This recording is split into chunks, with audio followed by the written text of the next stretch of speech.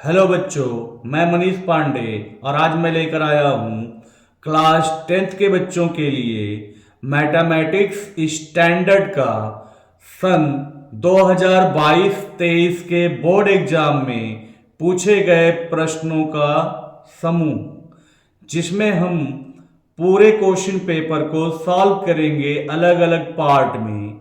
जिसमें हम पहले पार्ट में क्या करेंगे वो जानने से पहले आइए देखते हैं कि टोटल क्वेश्चन पेपर्स को कितने सेक्शन में डिवाइड किया गया है और उसके कितने मार्क्स दिए गए हैं। जिसमें यहाँ पे आपको इंस्ट्रक्शन में दिया जा रहा है पहला कि this question paper content 38 questions, all questions are compulsory. इस पूरे क्वेश्चन पेपर में 38 क्वेश्चन दिए गए हैं। This question paper is divided into 5 section. ये पूरे क्वेश्चन पेपर को 5 सेक्शन में डिवाइड किया गया है। Section A, section B, section C, section D और सेक्शन ई के रूप में।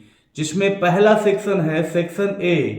Question number 1 to 18 are multiple choice question, जिसमें क्वेश्चन नंबर 1 से लेकर 18 तक multiple choice question type question है।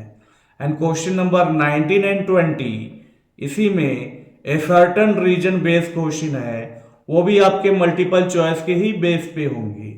सेक्शन बी में आपके पास टोटल 21 से 25 क्वेश्चन दिए गए हैं, जो very short answer type question है, जिसके लिए 2 मार्क्स सभी क्वेश्चंस के लिए दिए गए हैं।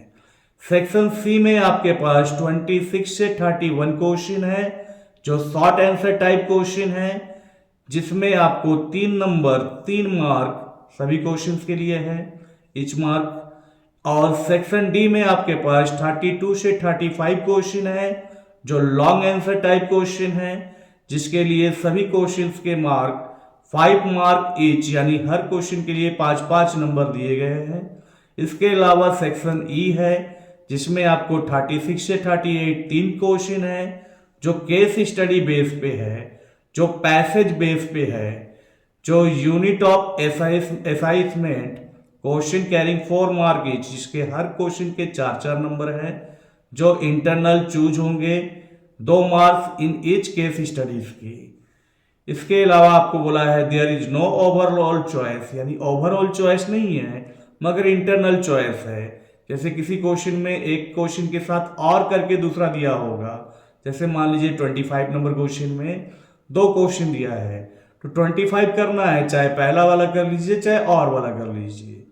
आगे बोला है ड्रॉ नीट फिगर, जो फिगर आपको बनाने हैं वो साफ सुथरे बनाने हैं, और पाई की वैल्यू 22/7 देना है, wherever required if not stated, यानी जहां पे पाई की वैल्यू आपको नहीं बताया गया है कि कितना लेना है, वहां पे 22/7 लेंगे, अदरवाइज आपको दिया रहेगा। Use of calculator is not allowed, यहाँ पे कैलकुलेटर यूज नहीं करना है, कैलकुलेशन आपको खुद से करना है। तो आज है मैं लेकर जो आया हूं आपके लिए मैथमेटिक्स का पार्ट 1, सेक्शन ए के लिए लाया हूं पार्ट 1। और पार्ट 1 में हम लोग सेक्शन ए के मल्टीपल चॉइस क्वेश्चन ट्राई करेंगे, जिसमें हम 6 क्वेश्चन को ट्राई करेंगे, क्वेश्चन नंबर 1 to 6, यानी पार्ट 1 में हम क्वेश्चन नंबर 1 to 6 ट्राई करेंगे। आगे के क्वेश्चन को हम पार्ट 2 में ट्राई करेंगे, जिसमें पहला क्वेश्चन आपको दिया है the graph of y equal to px is given for a polynomial px, the number of zeros of px from the graph is। ये क्वेश्चन जो है ये आपका चैप्टर नंबर 2 पॉलिनोमियल से लिया गया है। और पॉलिनोमियल चैप्टर में आपको बताया गया था कि x एक्सिस और y एक्सिस जो ग्राफ को डिवाइड किया है, इसमें हमें पॉलिनोमियल x के लिए देखना है कि उसके नंबर ऑफ जीरोस क्या होंगे। y के लिए हमें कोई मतलब नहीं है कि y के ग्राफ्स कितने होंगे, हमें x के लिए चेक करना है। और इस प्रकार के क्वेश्चन में आपको याद रखना है कि जो x एक्सिस हमारा दिया हुआ है, ये इस x एक्सिस को जो पॉलिनोमियल जितनी बार इंटरसेक्ट करेगा उस पॉलिनोमियल्स का नंबर ऑफ जीरोस उतना ही होगा। तो यहां इस क्वेश्चन में आपको दिख रहा है ये पॉलिनोमियल जो है एक पॉइंट पे इंटरसेक्ट कर रहा है। अगर एक पॉइंट पे इंटरसेक्ट कर रहा है तो उसका नंबर ऑफ जीरोस कितना हो जाएगा, 1 हो जाएगा। यानी इस प्रकार के क्वेश्चन का सोल्यूशन 1 आया। अगर ये दो जगह इंटरसेक्ट करता एक्स को तो उसका पॉलिनोमियल्स 2 हो जाता, और अगर 3 जगह करता तो उसका जीरोस 3 हो जाता, और अगर नहीं अटैच करता या नहीं इंटरसेक्ट करता तो उसका कोई जीरोस नहीं होता। यानी नंबर ऑफ जीरोस अगर आपको निकालना है y equal to p x polynomial के लिए, तो x एक्सिस पे पॉलिनोमियल जितनी बार इंटरसेक्ट करेगा उसके नंबर ऑफ जीरोस उतने ही होंगे। तो मुझे उम्मीद है कि इस प्रकार के क्वेश्चंस आपको समझ में आए। अब हम आते हैं क्वेश्चन नंबर 2 में, और क्वेश्चन नंबर 2 दिया है the value of k for which the pair of equation kx equal to y plus 2 and 6x equal to 2y plus 3 has infinity many solution. तो ये जो क्वेश्चन दिया गया है ये क्वेश्चन आपका चैप्टर नंबर 3 पॉलिनोमियल्स से दिया गया है। और पॉलिनोमियल्स में टाइप्स ऑफ सॉल्यूशन यानी पेयर ऑफ लीनियर इक्वेशन के टाइप्स ऑफ सॉल्यूशन वो डिपेंडिंग करते हैं A1, A2, B1, B2 और C1, C2 पे। तो वो आते कैसे हैं वो मैं बता रहा हूं। इसके लिए सबसे पहले हम थोड़ा रफ वर्क कर लेते हैं। जो हमारे पास इक्वेशन दिया है kx equal to y plus 2, और दूसरा इक्वेशन दिया है 6x equal to 2y plus 3, इसे हम पहले स्टैंडर्ड फॉर्म में लिखेंगे। और स्टैंडर्ड फॉर्म क्या होता है, a1x प्लस माइनस जो भी होगा b1y प्लस माइनस c1 होता है, जहां पे a1 x का कॉफिशिएंट, b1 y का कॉफिशिएंट और c1 कांस्टेंट टर्म होता है इक्वल टू 0। उसी प्रकार से दूसरा होता है a2x plus b2y plus c2 equal to 0। यानी अगर हम इसे स्टैंडर्ड फॉर्म में लिखेंगे तो ये हो जाएगा आपका kx, y इधर आएगा तो माइनस वाई, 2 इधर आएगा तो माइनस 2 इक्वल टू 0। ये हो जा रहा है इक्वेशन 1। 6x फिर y वाला पार्ट आएगा तो माइनस 2y, और 3 इधर आएगा तो माइनस 3 इक्वल टू 0 हो जाएगा इक्वेशन 2।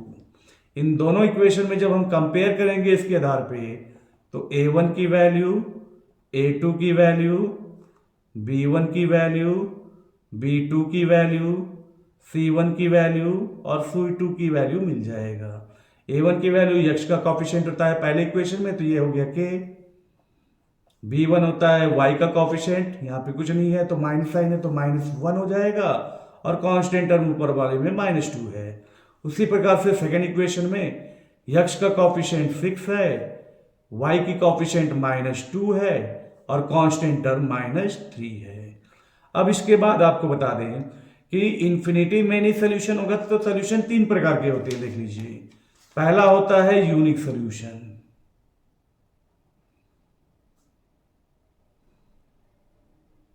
यूनिक सोल्यूशन के क्या कंडीशन है, अगर a1 upon a2 is not equal to b1 upon b2 हो जाएगा तो इस लीनियर इक्वेशन जो आएगा उसका सोल्यूशन यूनिक हो जाएगा। दूसरा होता है मेनी सोल्यूशन या इन्फिनिटी मेनी सोल्यूशन भी कहते हैं। इन्फिनिटी मेनी सोल्यूशन में क्या होता है, a1 upon a2 equal to b1 upon b2 equal to c1 upon c2 की वैल्यू आता है। और एक होता है नो सोल्यूशन, और नो सोल्यूशन में क्या होता है, a1 अपान a2 तो बराबर होता है b1 अपान b2 से, लेकिन c1 अपान c2 से बराबर नहीं होता है। लेकिन इस क्वेश्चन में हमें मेनी सोल्यूशन के लिए पूछा है तो मेनी सोल्यूशन के लिए हम ये कंडीशन अप्लाई करेंगे, a1 upon a2 equal to b1 upon b2 equal to c1 upon c2। तो यहां पे अप्लाई करेंगे तो क्या हो जाएगा, a1 upon a2 equal to b1 upon b2 equal to c1 upon c2 for infinity many solution के लिए।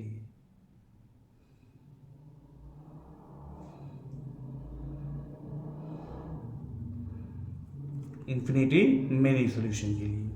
तो A1 के जगह पे k है, A2 के जगह पे 6 हो गया डिनोमिनेटर में, इक्वल टू B1 के जगह पे -1, B2 के जगह पे -2 और यहाँ पे -2 अपान -3 है। अब यहाँ पे आपको k की वैल्यू निकालनी है, तो k की वैल्यू हो जाएगा, इससे हम क्रॉस मल्टीप्लाई कर लेंगे तो क्या हो जाएगा, k upon 6 equal to -1 upon -2, cross multiply करेंगे तो -2k equal to -6, then k equal to -6 divided by -2 equal to 3 आ रहा है। यानी k की वैल्यू कितनी आ रही है, 3 आ रहा है। अब आपको बता दें कि हालांकि जो पिछले साल बोर्ड एग्जाम में ये क्वेश्चन नंबर 2 पूछा गया था, ये एक प्रकार से थोड़े से ईरर थे। ईरर इसलिए थे क्योंकि यहाँ पे हमारे पास b1 अपान b2 -1 अपान 2 यानी 1 अपान 2 आ रहा है, मगर c1 अपान c2 हमारे पास 2 अपान 3 आ रहा है। हालांकि हमको उससे कोई दिक्कत नहीं है, हमें उसको देखने की आवश्यकता भी नहीं है, ठीक है। इसलिए हम a1 upon a2 equal to b1 upon b2 से भी कर लेंगे। हालांकि ये क्वेश्चन ईरर है, यहाँ पे कोई थर्ड वाले पार्ट से सॉल्व कर लेता तो आ जाता -3k इक्वल टू -12 यानी k इक्वल टू 4, माइनस में भी आंसर दे सकता था। तो यहाँ पे आंसर A और D दोनों दिया जा सकता है। अब आते हैं हम अगले बात क्वेश्चन नंबर 3 के लिए।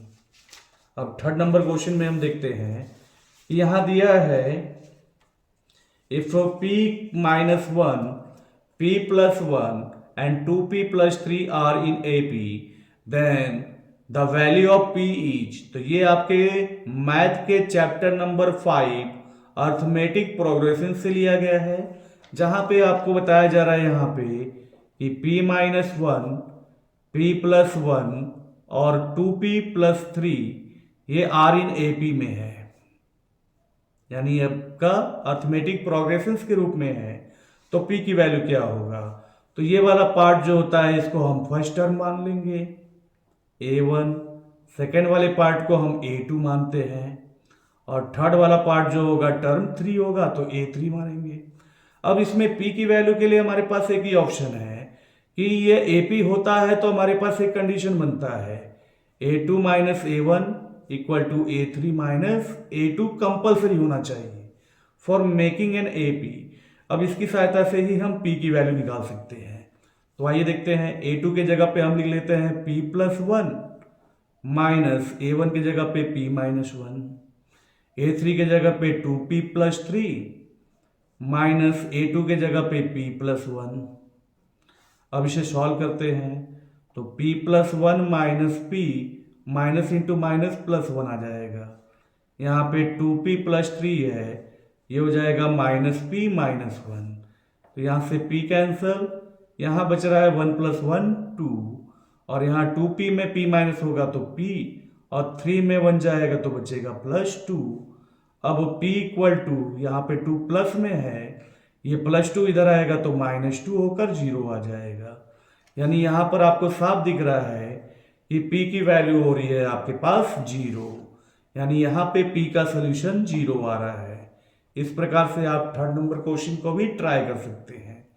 अब आते हैं हम क्वेश्चन नंबर 4 की ओर। 4 में आपको दिया है in what ratio does x axis divide the line segment joining the point A and B। A और P को x एक्सिस कौन से पॉइंट में या कौन से रेशियो में डिवाइड करेगा। तो इसके लिए देख लीजिए, ये x एक्सिस है, ये x हो गया, ये x डैश हो गया। यहां पर पॉइंट मान लो A इस प्रकार से है 3,6, ये इंटरसेक्ट कर रहा है B पॉइंट जो -12, -3 दिया है। अब x एक्सिस पे करेगा तो इसका कोऑर्डिनेट क्या हो जाएगा, x की वैल्यू रहेगा, y 0 हो जाएगा, x की वैल्यू रहेगा और y 0 हो जाएगा। अब हमें रेशियो बताना है, तो रेशियो हमारा m1:m2 होता है। अब m1:m2 निकाल लेंगे, या तो x के आधार पे या तो y का। तो x की वैल्यू तो दिया नहीं है, तो x के बेस पे निकालने से कोई मतलब नहीं होगा। यानी x का कोऑर्डिनेट अगर हम लिखेंगे तो m1x2 + m2x1 divided by m1 plus m2 से निकलेगा। मगर यहाँ x की वैल्यू दिया नहीं है तो इस पार्ट से तो नहीं निकलेगा, हमारा y की वैल्यू से निकलेगा। और y की वैल्यू क्या है यहाँ पे 0।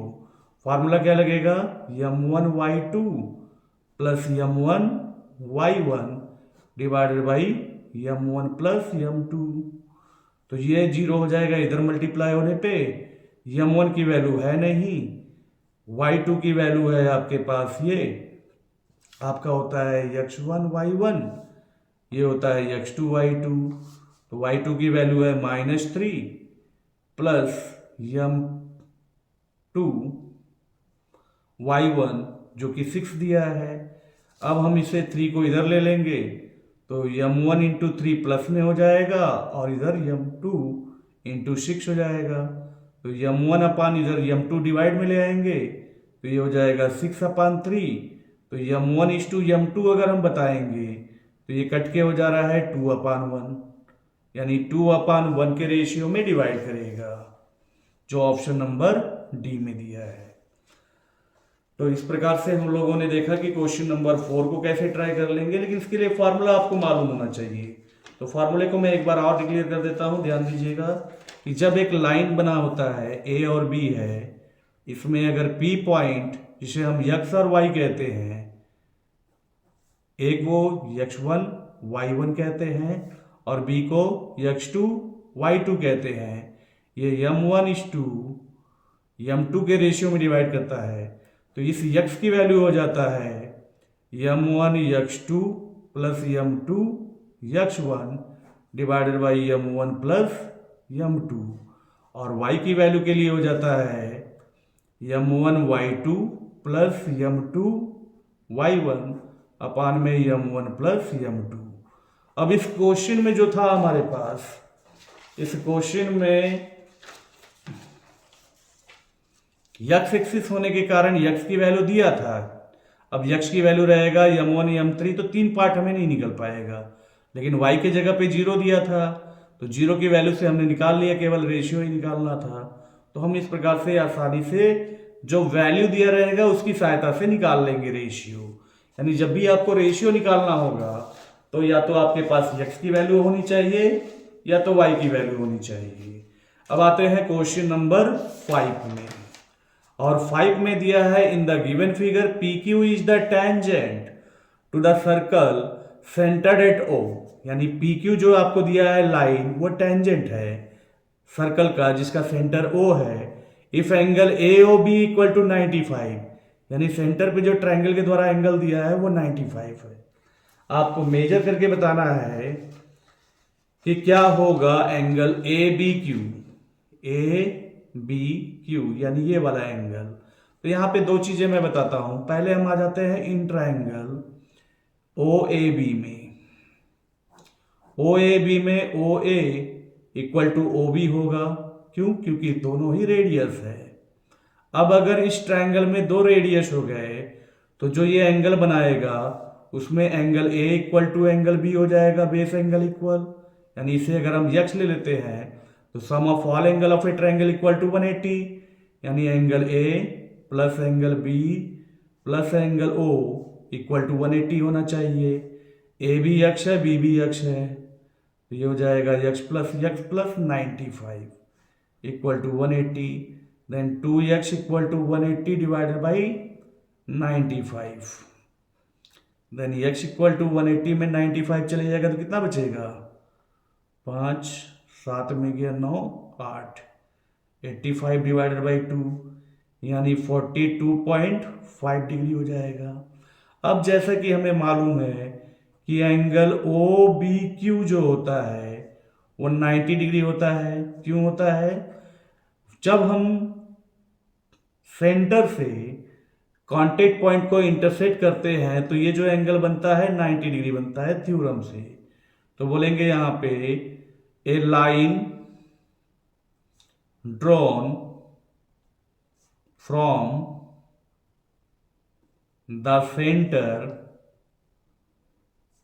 To the point of contact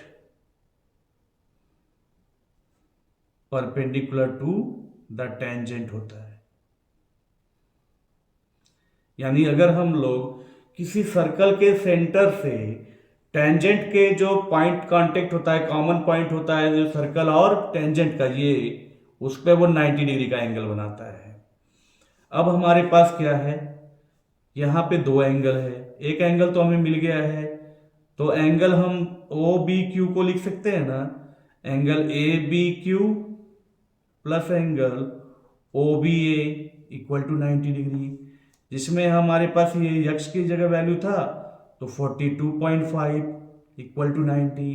then angle A B Q क्या हो जाएगा, 90 माइनस 42.5, जिसे सॉल्व करेंगे तो 0.5, 9 में से 2 गया 7, 8 में से 4 गया 4, यानी 47.5 आपका आंसर आएगा जो आप लोगों ने देखा। अब हम आते हैं लास्ट क्वेश्चन के साथ, और लास्ट क्वेश्चन में आपको दिया है 2 tan a equal to 3, then the value of 4 sin a plus 3 cos a upon 4 sin a minus 3 cos a। तो यहां पे सबसे पहले हमें देख लेते हैं कि 2 tan a दिया है इक्वल टू 3, जिससे हम लिख सकते हैं tan a equal to 3 upon 2। अब आते हैं क्वेश्चन में, हमें वैल्यू फाइंड करना है 4 sin a plus 3 cos a divided by 4 sin a minus 3 cos a का। अब जैसा कि सभी लोग जानते हैं कि tan a का एक वैल्यू होता है sin a upon cos a भी होता है, tan a की वैल्यू जो 3 अपान 2, यानी यहाँ पूरे पार्ट में साइन और कॉस यानी उसके डिवाइड हम कॉस से कर लेते हैं, यानी यहाँ कॉस से डिवाइड कर लेते हैं और यहाँ कॉस से डिवाइड कर लेते हैं तो काम हो जाएगा, क्योंकि कॉस से कट के 1 होता है और किसी भी नंबर में 1 डिवाइड करने से कोई चेंजेस नहीं होता है। तो ये इससे डिवाइड हो जाएगा तो 4 sign A upon cos A हो जाएगा plus 3 cos A upon cos A हो जाएगा, जब सेपरेट करेंगे डिनोमिनेटर को। 4 sign A upon cos A minus 3 cos A upon cos A, ये कॉस ए से कॉस ए कट गया, मगर यहाँ बचा क्या 4 tan ए प्लस 3 और ये हो जाएगा 4 tan ए माइनस 3। अब 4 की जगह पे 4 लिखिए, tan की जगह पे क्या लिखना है 3 अपान 2 प्लस 3, 4 इंटू 3 अपान 2 माइनस 3, 2 से कट गया 2, 2 से कट गया 2। अब ये हो जाएगा 2 3 जा 6 प्लस 3 और ये हो जाएगा 2 3 जा 6 माइनस 3, यानी 9 माइनस 3 कट के 3 आएगा, यानी इसका आंसर आपने देखा किस प्रकार से 3 आया है। तो पिछले साल के जो बोर्ड एग्जाम में जो क्वेश्चन पूछा गया था आप लोगों को, उसमें से मल्टीपल चॉइस क्वेश्चन के पहले 6 क्वेश्चन हम लोगों ने ट्राई कर लिया है। अब क्वेश्चन नंबर 7 से लेकर 12 तक हम लेकर आएंगे अगले वीडियो में। तब तक के लिए धन्यवाद।